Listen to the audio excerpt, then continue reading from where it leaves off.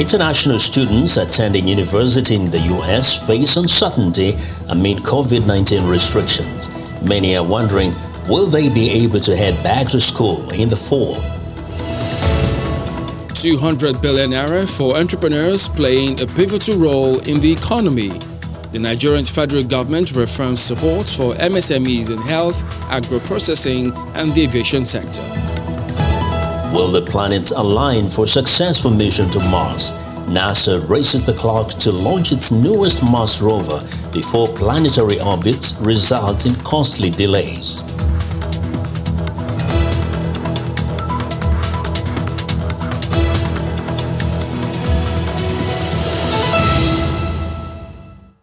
Hello and thanks for tuning into the show that goes around the continent to bring you stories near and far.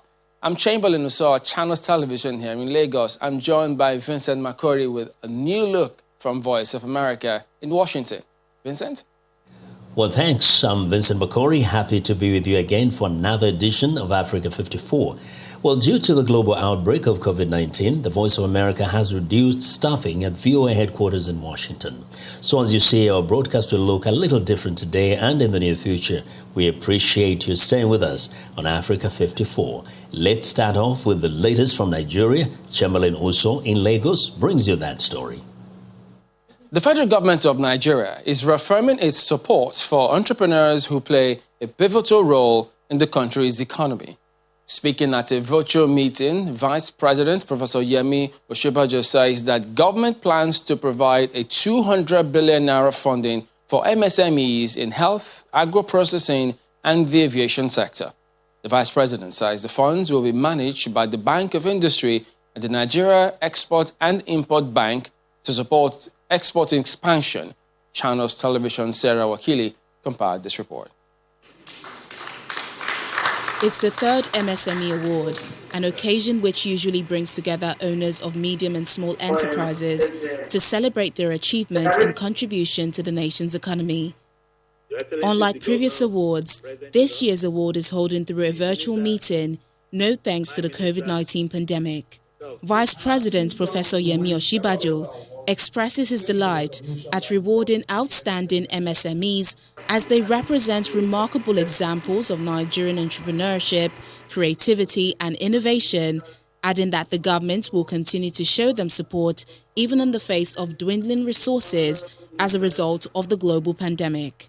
We have a 200 billion fund, which will be made available to MSMEs in the priority sectors, such as healthcare, agro-processing, the creative industry, local oil and gas, aviation, etc.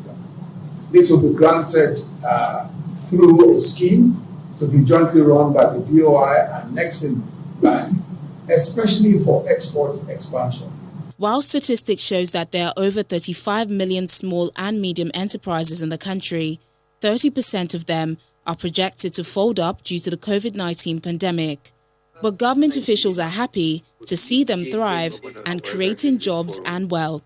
Around the world, the COVID challenge is scaring about small scale, but here is our able Vice President promoting and expressing confidence, and indeed the President, that the MSME sector is a sector to reckon with, and we believe will contribute to the emergence of Nigeria into a stronger nation. Evidently plays a pivotal role in stimulating economic growth and providing employment to vulnerable groups such as the youth, women and the poor. Therefore, this forms the basis for the commitment and sustained interest by the federal government of Nigeria in repositioning the sector. And then the awards. Over 8 categories of businesses received cash prizes of either 1 million naira or 500,000 naira, as well as car gifts. This, according to the organizers of the award, is to spur other entrepreneurs to contribute their quota to national development. Let's get some perspective on supporting entrepreneurs in Nigeria for economic growth. For that, we're joined by Dr. Ibukun Jagede, who is an entrepreneur. Welcome to Africa 54. Hello, thank you. Well, do you think that there's a lot, or we're doing enough for the SMEs, given the role that they play in the growth of an economy? Well, actually, I don't think entrepreneurs are getting a lot from the government because there's a lot to be done. A lot of entrepreneurs are finding it actually difficult to run their businesses. Also, a lot of entrepreneurs are finding it difficult to sustain their business in the country, which I think entrepreneurs are not actually getting enough from the government. Well, COVID-19 comes with its own challenges, taking its toll almost every sector of the economy. What would you consider as the pre-existing situations that existed here even before the advent of COVID that needs to be addressed? Okay, part of the challenges entrepreneurs are passing through in the country is inadequate power supply. So inadequate power supply in terms of a lot of entrepreneurs find it difficult to run their businesses in the country. So you have a lot of entrepreneurs who come into the country and at the end of the day, they try to just go to a country that's power friendly. And also the amount of money they spend on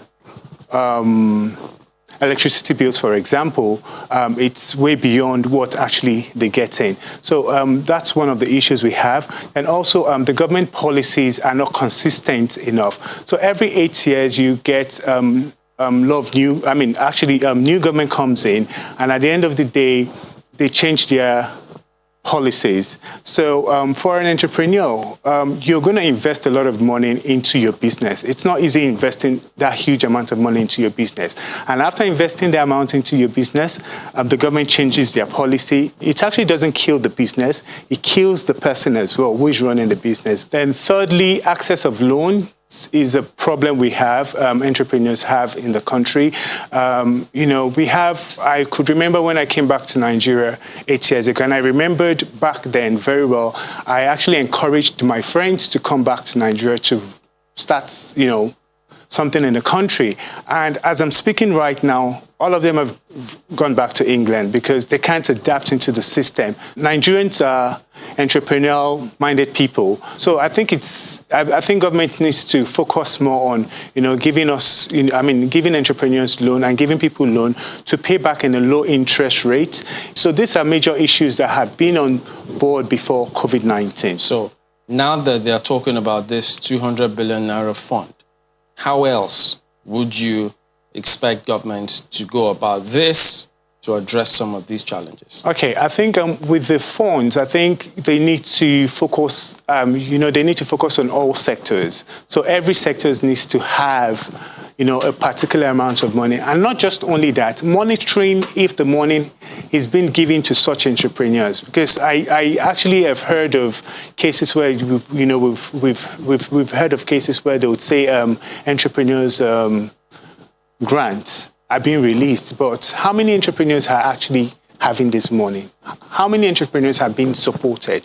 So we just keep hearing about this, but I think the government needs to follow up on things like this to know if entrepreneurs are actually getting this fund and also monitoring their businesses. All right then, Dr. Ibukun Jagede, thank you for talking to us today on Africa 54. Thank you for having me. Roughly 280,000 refugees from Africa live in Yemen, and they are among the poorest, most vulnerable people in the world. Aid organizations say during the COVID-19 pandemic, international resources to support them have dwindled to almost nothing. And families say they are barely surviving, choosing to potentially expose themselves to the virus rather than to starve. Heather Murdoch reports from Istanbul with Nasser Shekhar in Sana'a, Yemen. Imagine living in a place so difficult and dangerous that you felt you had to flee to Yemen, one of the poorest countries in the world, embroiled in war and plagued with acute malnutrition and diseases like cholera. And then imagine this. As a refugee in Yemen, suddenly everything got worse. The pandemic has impacted us so much. My mother does not have a regular job, but she cleans houses, even now, during the coronavirus. But some people won't open the door. They tell her to leave or insult her. Yemen hosts the second largest number of Somali refugees in the world after Kenya. But aid workers say international funds to support them are being diverted to other needs as the world's economy reels under the pandemic. Over the summer, the United Nations Refugee Agency says it may run out of cash and shelters for refugees and have to fire about 1,500 local staff at a time when Yemenis are suffering financially. Families say the pandemic is making everyone poorer, which is potentially spreading the virus. If my mother stays at home, she cannot feed us. But if she goes to work, this may bring the coronavirus into our home. Yemen has a relatively small number of reported COVID-19 cases, less than 1,000 as of June 24th. But aid groups say the real number may be much higher and growing. Measures to prevent the disease from spreading in Yemen are limited, with no way for many people to follow social distancing guidelines or keep clean. A large-scale outbreak in Yemen would be impossible to contain, aid workers say, with thousands of hospitals destroyed in 5 years of war and severe shortages of even the most basic medical equipment. Heather Murdoch, VOA News in Istanbul, with Nasir Shaker in Sana'a. Africa has experienced growth in e-commerce in the past years, particularly in countries like Nigeria, Kenya, and South Africa. But as with other aspects of life, COVID-19 has brought challenges to both online retailers and e-commerce users. In South Africa, the impact of the coronavirus lockdown has left the e-commerce sector in Africa's most advanced economy with gaps and unsatisfied online shoppers. South Africa's township entrepreneurs are seizing the moment with more people forced to stay at home as the country sees a peak in coronavirus cases. After quitting his job because of the lockdown, this entrepreneur saw a gap in the market for an online delivery app that will service marginalized areas while creating jobs for the unemployed. Sieza Delivery couriers pharmacy orders, clothes, fast food and groceries. When the president announced the lockdown, everyone was frustrated. A lot of people were scared of the virus, which we still are. And we found a niche market where I can locate drivers and create an app that will allow you to, at your door or at your home, sit and just order food and come through with everything. Having long lagged behind much of the world, retailers and delivery startups in Africa's most advanced economy are experiencing an e-commerce boom as consumers shy away from shops during the pandemic. But what should be a boom for businesses suffering a sharp decline in foot traffic is straining the capacity of even South Africa's largest retailers, with customers complaining of long wait time and poor service. Sorting out those growing pains will dictate which companies emerge from the pandemic as e-commerce leaders and who gets left behind. Despite the glitches, analysts have been surprised by the growth in the industry over the lockdown period. E-commerce accounted for just 1.6% or $1.2 billion of South African retail sales in 2019, according to London-based market research firm Euromonitor. Now it's very easy because you don't have to go outside. So you order and they bring your food at your gate. So it is convenient. When lockdown restrictions imposed in late March were loosened in May, market researchers Urban Studies found only 50 to 70% of customers returned to shopping centres. It's time now for a short break. As we do, we'd like to remind you to visit our website, channelstv.com, for news and programming around the clock. You can also find us at youtube.com/channelsweb. Still to come, a state subsidy scheme providing the public with reusable face masks to stem the spread of COVID-19. Egypt includes face masks on national supply cards.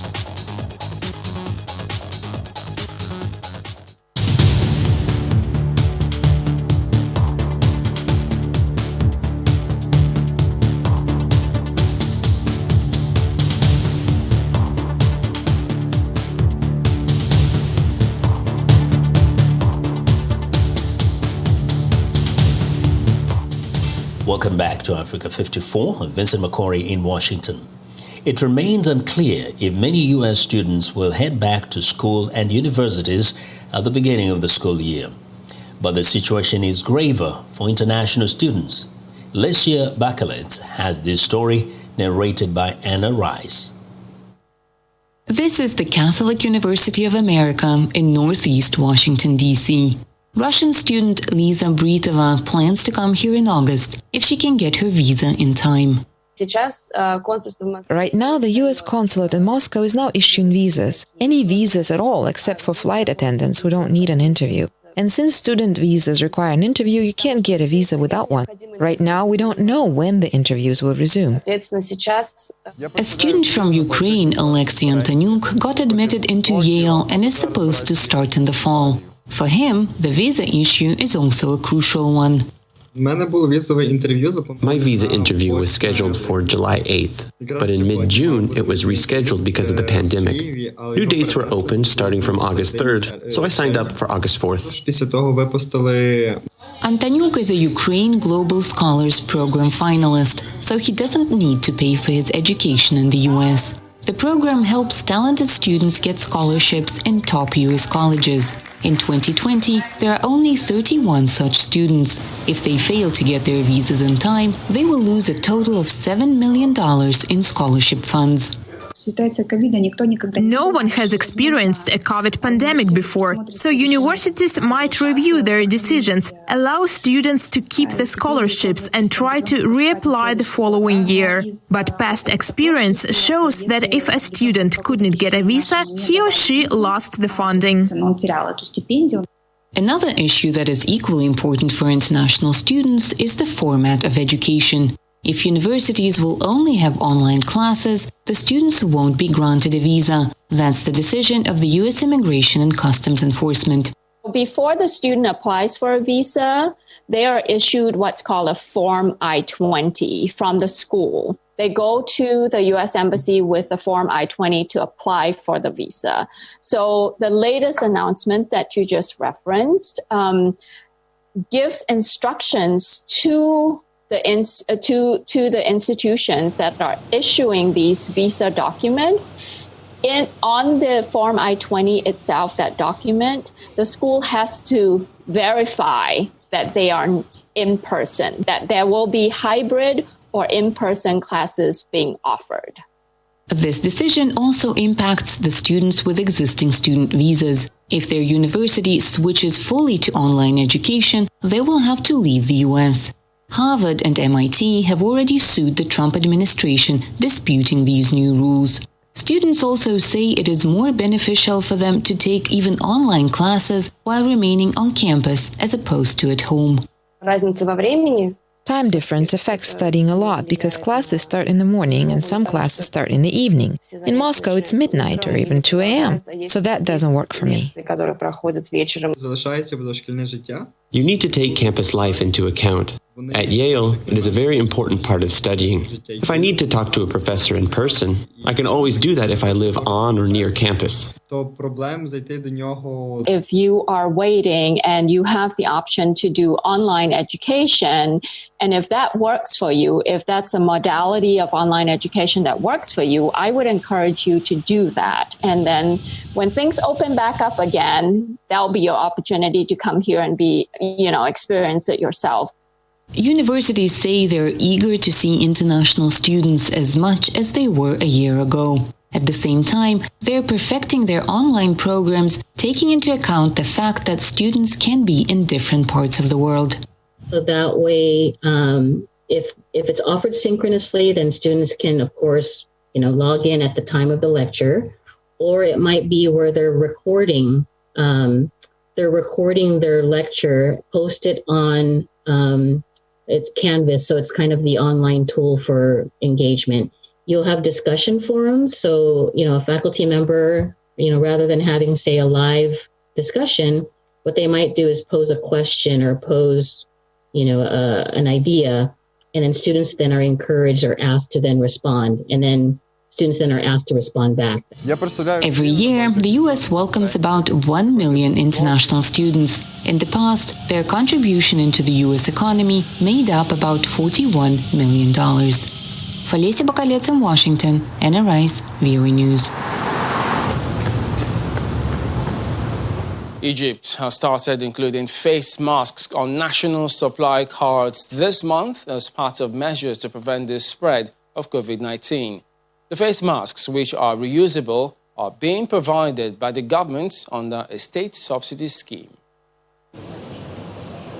Egypt has started offering reusable cotton face masks at around 50 cents each, alongside the food items provided in its state subsidy program, as it seeks to make protective gear more widely available to curb the coronavirus. Items such as bread, rice and sugar have been subsidized for more than 60 million people.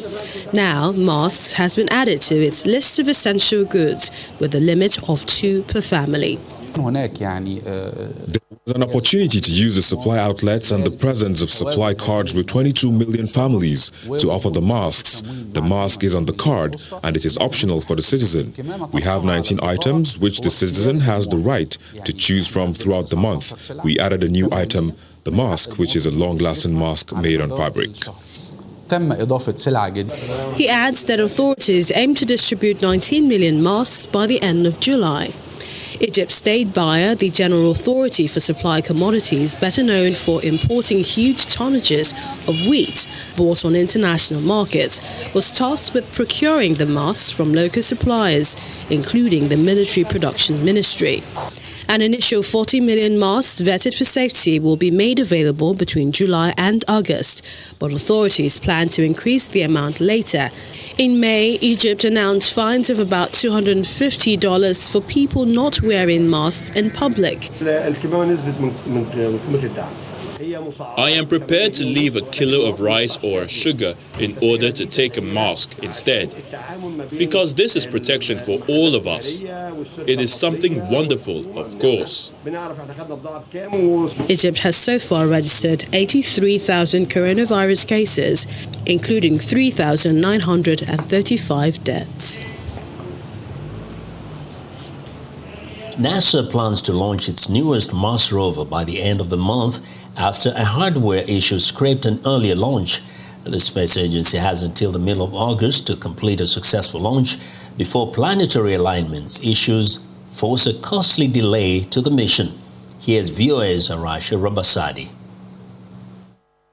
Recently at Florida's Cape Canaveral, scientists and the mission crew tucked NASA's Perseverance rover inside the nose of the Mars 2020 spacecraft for a rescheduled launch. Project scientist Kenneth Farley. There have been a number of technical issues getting the rocket together. Spacecraft is all ready to go, and as recently as a couple of days ago, the spacecraft was bolted on top of the rocket. Scientists are now conducting final tests on the craft and its booster. One of the hard things about launching rockets is you have to get everything packaged just right into the spacecraft. So the delay is not because of anything with the rover, but it's just a matter of packaging the rover within that rocket and making sure then that rocket is ready for launch. NASA's Bethany Ehlman says the agency remains upbeat about the mission's 2-week window after issues with the rocket scrapped the original launch. Typically what happens is a launch goes the first day if all conditions on the vehicle are green and the weather is good. The window is to allow for bad weather, for other things to happen, for contingency. So we're pretty optimistic that we're going to get off the ground. But if it's not launched by mid-August, the mission will have to wait until Earth and Mars return to proper alignment in 2022. The delay alone could cost about $500 million. The U.S., China, and UAE are sending unmanned spacecraft to Mars beginning this week, continuing the search for signs of ancient life on the planet. In another development following recent appearances above Italy, France, and the United States, the comet C2020F3, known as Neowise, blazed a path over Northern Ireland. NASA calls it a natural firework, and Neowise should be visible after sunset until mid-August. Arash Arabasadi, VOA News, Washington. Well, and that's our show for today. You can find all the continent's top news and world news online at voaafrica.com. Check it out. I'm Vincent McCory in Washington. Channel Television has our last word. Well, thank you, Vincent. We look forward to bringing you another show next week. Remember, channeltv.com is your source for news and other programming. I'm Chamberlain Thank you for watching. Goodbye.